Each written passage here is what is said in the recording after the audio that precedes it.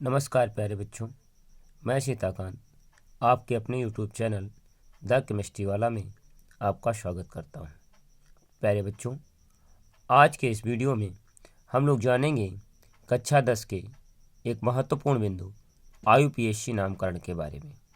प्यारे बच्चों, IUPAC नामकरण कक्षा 10 के बोर्ड परीक्षा के दृष्टिकोण से एक अत्यंत महत्वपूर्ण बिंदु है, जिसमें हम लोग सीखेंगे कितनी आसानी से हम लोग किसी यौगिक का IUPAC नामकरण कर सकते हैं। प्यारे बच्चों, जैसा कि हमने एक इससे पहले वीडियो जिसमें हमने बताया था कि परमाणु क्रमांक की सहायता से आप किस प्रकार से तत्व का आवर्त वर्ग और ब्लॉक निकाल सकते हैं, उसी क्रम में आज हम बात करेंगे कि किसी भी यौगिक का IUPAC नामकरण किस प्रकार से कर सकते हैं, जिसके लिए हमने कुछ एग्जाम्पल लिए हैं, जैसे कि जो कि हमारी बोर्ड परीक्षा में कई बार रिपीट हुई है। पहला प्रश्न अगर हम देखें तो इसमें दिया गया है C2H5CHO। CHO अर्थात यह एल्डिहाइड समूह को प्रदर्शित करता है। तो प्यारे बच्चों, इन सूत्रों को देखकर हम देखेंगे कितनी आसानी से इनके IUPAC नामकरण कर सकते हैं। लेकिन IUPAC नामकरण करने से पहले हम बात करेंगे इसके एक महत्वपूर्ण सूत्र के बारे में। सूत्र में जैसा कि प्रदर्शित है कि IUPAC नामकरण के मुख्यतः 4 चरण होते हैं। एक पूर्वलग्न, शब्दमूल, प्राथमिक अनुलग्न और द्वितीयक अनुलग्न। जिसमें पूर्वलग्न प्रतिस्थापी को, शब्दमूल कार्बन की संख्या को, प्राथमिक अनुलग्न बंध की प्रकृति को और द्वितीयक अनुलग्न क्रियात्मक समूह को प्रदर्शित करता है। प्यारे बच्चों, पूर्व लग्न में वे परमाणु या परमाणु समूह लिखे जाते हैं जो हाइड्रोजन के स्थान पर प्रयुक्त होते हैं। शब्दमूल में संपूर्ण संरचना में उपस्थित कार्बन परमाणु लिखे जाते हैं। प्राथमिक अनुलग्न में कार्बन कार्बन के बीच उपस्थित बंध की प्रकृति लिखी जाती है और द्वितीयक अनुलग्न में हम क्रियात्मक समूह का अनुलग्न लिखते हैं। जैसा कि हम एक उदाहरण द्वारा इस सूत्र को समझेंगे। जैसे हमारे पास लिखा है CH3 CH Cl CH2 और OH। तो इसमें OH क्रियात्मक समूह, Cl प्रतिस्थापी समूह है, यानी इसको हम पूर्व लग्न की भांति लिखेंगे। तो जैसा कि हम देखें तो इसका IUPAC नामकरण किस तरह से करेंगे। सर्वप्रथम पूर्व लग्न लिखेंगे जो कि क्लोरीन है। क्लोरीन को हम क्लोरो लिखते हैं और इससे पहले हम क्या करेंगे, सबसे पहले हम कार्बन की लंबी श्रृंखला का चुनाव करेंगे और लंबी श्रृंखला का चुनाव करने के पश्चात इसका अंकन करेंगे। अंकन में विशेष ध्यान ये रखते हैं कि हम क्रियात्मक समूह को कम से कम नंबर देने का प्रयास करते हैं। यदि हम इस कार्बन से नंबरिंग करेंगे तो ये पहला कार्बन, ये दूसरा कार्बन और ये तीसरा कार्बन, यानी हम अगर बाईं तरफ से नंबरिंग करेंगे तो हमारे पास क्रियात्मक समूह तीसरे कार्बन पे आएगा। वहीं ये दाईं तरफ से करें तो नंबरिंग करने में कार्बन पहले कार्बन पर ही क्रियात्मक समूह आएगा, यानी नंबरिंग हम किधर से करेंगे तो दाईं ओर से करेंगे। अब ये हमारा पहला कार्बन, ये दूसरा कार्बन और ये तीसरा कार्बन हो जाएगा। अब समस्या आती है कि इसका नामकरण कैसे करें। तो पहला काम कार्बन की लंबी श्रृंखला का चुनाव, दूसरा काम कार्बन को अंक देना। अंक देते समय हम याद रखते हैं कि क्रियात्मक समूह को कम से कम अंक दें। अब आते हैं अपने सूत्र पे। सूत्र में जैसा कि पूर्व लग्न मतलब प्रतिस्थापी, शब्दमूल मतलब कार्बन की संख्या, प्राथमिक अनुलग्न मतलब बंध और द्वितीयक अनुलग्न मतलब क्रियात्मक समूह। इसका नाम क्या हो जाएगा, सबसे पहले पूर्व लग्न को लिखेंगे जो क्लोरीन है तो हो जाएगा क्लोरो। पर क्लोरीन की स्थिति क्या है, वो दूसरे कार्बन पर हो तो हो जाएगा 2 क्लोरो। क्या हो जाएगा 2 क्लोरो। इसके पश्चात हम बात करें क्या कोई और पूर्व लग्न है, तो इसमें कोई अन्य पूर्व लग्न नहीं है। अगले बिंदु पे बढ़ते हैं शब्दमूल पे। शब्दमूल पे जैसा कि हमने कहा कार्बन, तो कार्बन 1, 2 और 3 कार्बन को हम कहते हैं प्रोप। क्या कहते हैं? प्रोप। इसको हमने आपको बताया है कि एक कार्बन को मेथ, 2 को एथ, 3 को प्रोप, 4 को ब्यूट, 5 को पेंट, 6 को हेक्स, 7 को हेप्ट, 8 को ऑक्ट, 9 को नोन और 10 को डेक कहते हैं। 11 को अनडेक, 12 को डोडेक कहते हैं। तो इस क्रम में जैसा कि हम देख रहे हैं कि हमारे पास कार्बन 3 है, तो 3 को हमने प्रोप लिख दिया। अब कार्बन कार्बन के बीच सिंगल बंध है। इसको पहचानने का एक आसान तरीका क्या है कि हम क्या गिनते हैं? कार्बन गिनते हैं और कार्बन तथा कार्बन से जुड़े हुए हाइड्रोजन और प्रतिस्थापियों को गिनते हैं। यदि इनकी संख्या कार्बन की संख्या के 2 गुना से ज़्यादा है तो इसमें बॉन्ड सिंगल होगा। जैसे 1, 2, 3 कार्बन।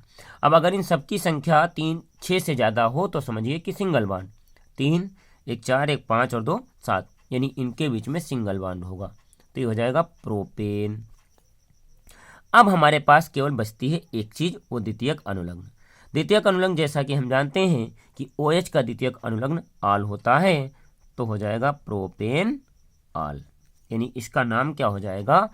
2-क्लोरोप्रोपेनॉल। 2-क्लोरोप्रोपेनॉल। अब इसी पद्धति पे हम इन प्रैक्टिस सेशन में कुछ उदाहरण हमने लिए हैं जिनके बारे में हम बात करेंगे। पहला, जैसे पहले की बात करेंगे कार्बन की नंबरिंग, यानी लंबी चेन का चुनाव। तो 2 कार्बन ये और 1 कार्बन ये, यानी हमारे पास कार्बन हो जाएंगे 3।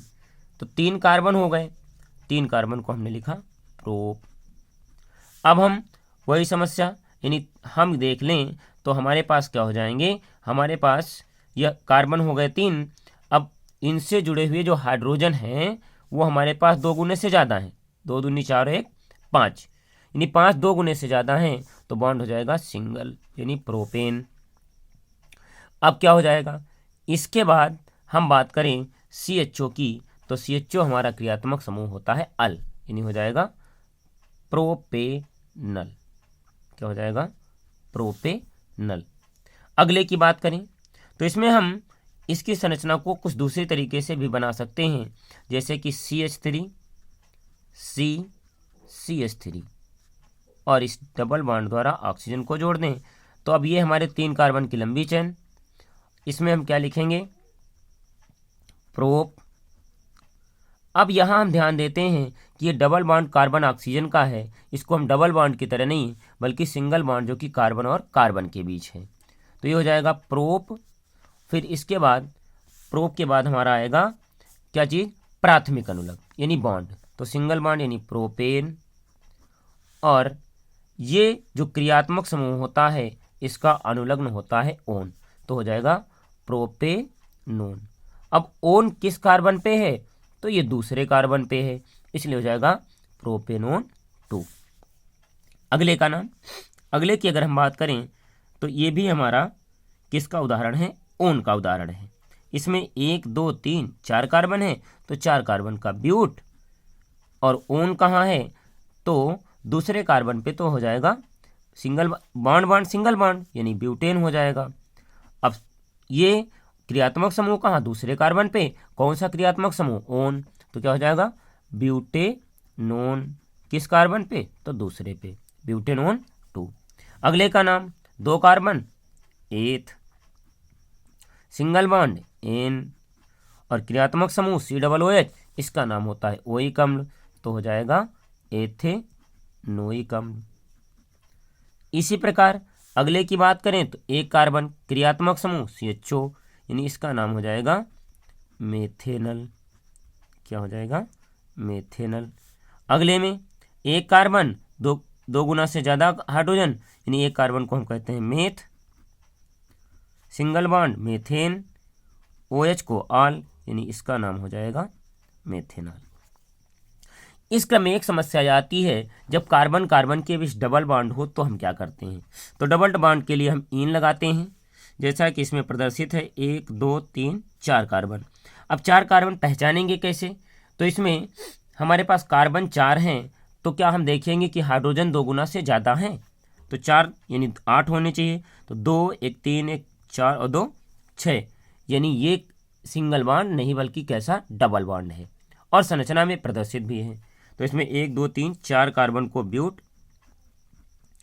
अब डबल बॉन्ड है, डबल बॉन्ड 1 पे है और दूसरा कहाँ पे है, 3 पे है। इधर से नंबरिंग करेंगे तब भी पहले पे और तीसरे पे, यहाँ से करेंगे तब भी पहले पे और तीसरे पे।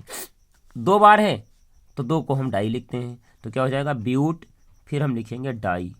अब कहाँ कहाँ, तो 1,3 और ये क्या है, तो ये इन, यानी ये हमारा हो जाएगा ब्यूट डाई 1,3 इन, या ब्यूट 1,3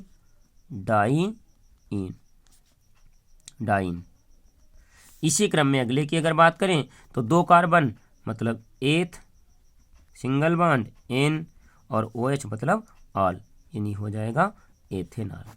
प्यारे बच्चों, अब आप इसी क्रम में कुछ अन्य प्रैक्टिस सेशन करेंगे और उसमें जो भी समस्याएं हैं उन्हें कमेंट बॉक्स में लिखेंगे और उनका वीडियो हम आपको उपलब्ध करा देंगे। तो प्यारे बच्चों, वीडियो को देखें, शेयर करें, लाइक करें, सब्सक्राइब करें और यदि वीडियो पसंद आए तो सब्सक्राइब करके और शेयर करें। और अगला वीडियो जिसमें हम लोग बात करेंगे कि आपकी जो समस्याएं आएंगी जिन्हें आप कमेंट बॉक्स में लिखेंगे तो उनके लिए हम एक अलग से वीडियो प्रोवाइड कराएंगे। तो आज के इस वीडियो में इतना ही।